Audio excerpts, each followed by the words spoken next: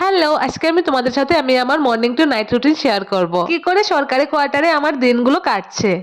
দেখো, প্রত্যেক দিনের শুরুটা একরকম হয় না, কিন্তু কিছু কিছু জিনিস সিমিলার হয়, যেমন ব্রাশ করা। আজকে আমি চা কফি না খেয়ে রান্না বান্নার থেকে দিনটা শুরু করলাম। তারপর আমি পুরো দিন যে ঘরটায় একা একা বসে থাকি সেই ঘরটাকে একটু টিপটপ করে সাজিয়ে তুললাম, মনটাও বেশ ভালো থাকে।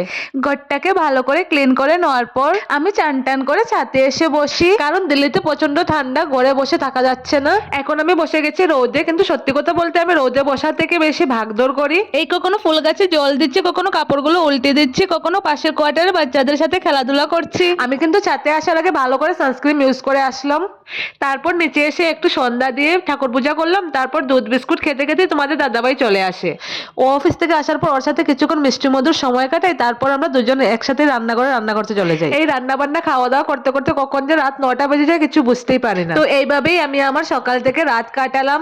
আর হ্যাঁ, মাঝখানে আমি দুবার খেয়ে নিয়েছি, এগুলো আমি শুট করিনি। তো দেখা হচ্ছে আবার নেক্সট ভিডিওতে। টাটা, ভালো থেকো সবাই।